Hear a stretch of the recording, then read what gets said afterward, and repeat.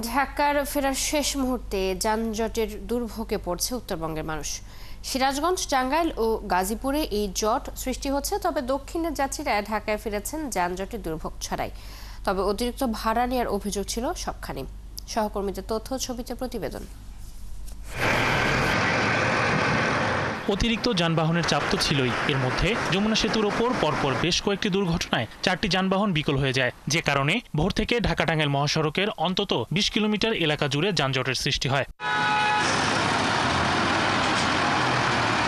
এতে ঢাকা ও উত্তরবঙ্গগামী যাত্রী ও চালকরা সীমাহীন দুর্ভোগে পড়েন। দুর্ঘটনা কবলিত ও বিকল গাড়িগুলো সরানো হলে ভোর থেকে টোল আদায় শুরু হয় ও সকাল 8টা থেকে ধীর গতিতে গাড়ি চলাচল শুরু করে।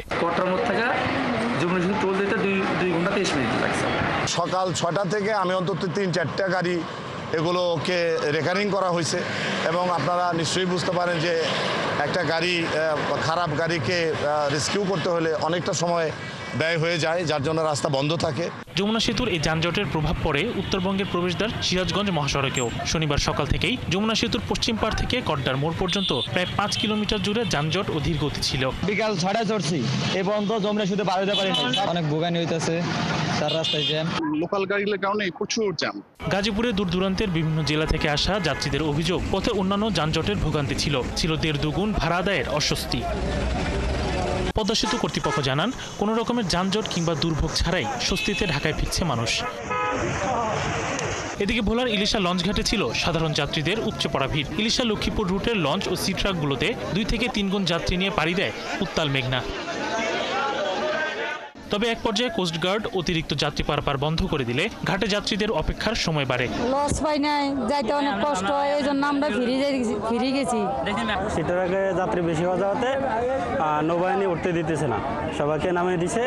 এখন যারা আছে, তো যারা উঠছে তারাও যাইতে পারতেছে না, সেটার দাঁড়া করে রাখছে। মানিকগঞ্জের রাস্তায় কিংবা ফেরিঘাটে কোনো ধরনের ভোগান্তি না থাকলেও বাসে বাড়তি ভাড়া নেওয়ার অভিযোগ করেন যাত্রীরা।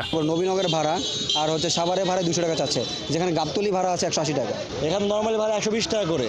আজকে ঈদ গেছে, কদিন হয়েছে, আজকে মানুষ ফেরত আসতেছে, তাদের ভাড়া 200 টাকা করে ভাড়া ফেলাইছে।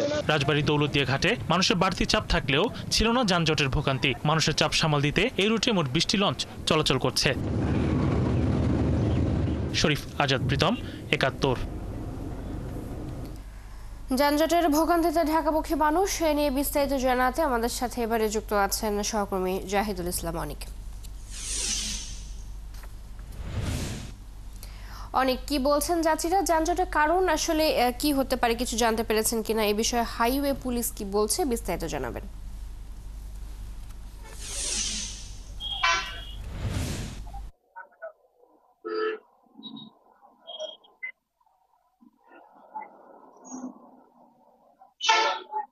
যদি আমি এই মুহূর্তে আছি ঢাকা নবীনগর যে চন্দ্রা মহাসড়ক, সেই মহাসড়কটির বাইপেল বাস স্ট্যান্ডে। আজ কিন্তু আমরা সকাল থেকে দেখেছি যে নবীনগর চন্দ্রা মহাসড়কের যে ঢাকাগামী লেন রয়েছে, সেই লেনটিতে কিন্তু প্রায় দীর্ঘ 5 কিলোমিটার কিন্তু যানজট দেখা গিয়েছে। এখানে যানজটের অন্যতম কারণ হলো এক ঢাকা আশুলিয়া যে এলিভেটেড এক্সপ্রেসওয়ে যে প্রকল্প কাজ চলছে, সেটির কারণে কিন্তু রাস্তা সরু হয়ে গেছে এবং অন্যদিকে বৈরী আবহাওয়ার কারণে কিন্তু বিভিন্ন জায়গায় খানাখন্দের সৃষ্টি হয়েছে মহাসড়কটিতে, এবং এই খানাখন্দের কারণে কিন্তু এই যানজটের একটি অন্যতম কারণ।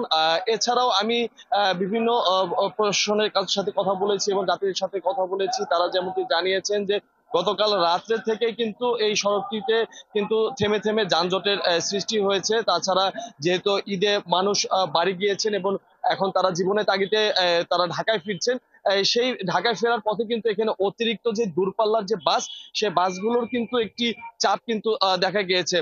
তাছাড়া এই সড়কটির কিন্তু বেশ কয়েকদিন যাবত ধরে এখানে খানাখন্দ এবং এলিভেটেড এক্সপ্রেসের ওয়ের যে কাজ, সেই নির্মাণ কাজের কারণে কিন্তু এখানকার রাস্তার দুই পাশের যে লেন, সেই লেনটি কিন্তু সরু হয়ে যাওয়াতেই কিন্তু এই যানজটের সৃষ্টি হয়েছে। তাছাড়া বিভিন্ন দূর দূরান্ত থেকে উত্তরবঙ্গের যে যাত্রীরা রয়েছে, তারা কিন্তু এই নবীনগর চন্দ্রা মহাসড়কটি কিন্তু ব্যবহার করেন, যার কারণে এই হঠাৎ করে এই বাড়ি ফেরার পথে এবং ঢাকায় জীবনে তাগিদে ফেরার পথেই কিন্তু এই যানজট গুলো সৃষ্টি হয়েছে। এছাড়া আমি এ বিষয়ে প্রশাসনের সাথে কথা বলেছি, তারা আমাকে যেমনটি জানিয়েছেন যে অতিরিক্ত বাসের চাপের কারণে কিন্তু এই যানজট সৃষ্টি। তাছাড়া তারা বিভিন্ন পয়েন্টে কিন্তু ট্রাফিক নিয়ন্ত্রণের কাজে হাইওয়ে পুলিশকে কিন্তু আমরা দেখেছি, এবং হাইওয়ে পুলিশের পাশাপাশি আমরা কিন্তু গতকাল রাত থেকে এবং আজকেও কিন্তু দেখেছি যে বাংলাদেশ সেনাবাহিনীকে এখানে মোতায়েন আছেন, তারা ট্রাফিক নিয়ন্ত্রণের কাজ করছেন। তাছাড়া আমি যাত্রীদের সাথে কথা বলেছি, তারা যেমনটি জানিয়েছেন গতকালকে রাত্রে কিন্তু তারা যমুনা সেতু পার হওয়ার পরে ঢাকাগামী যে লেন নবীনগর চন্দ্রা মহাসড়কে আসতে কিন্তু তাদের প্রায় 4 ঘন্টার কিন্তু সময় অতিক্রম করা লেগেছে।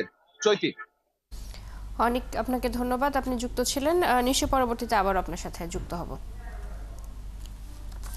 যানজটের ভোগান্তি জানাতে আমাদের সাথে যুক্ত ছিলেন সহকর্মী জাহিদুল ইসলাম অনিক।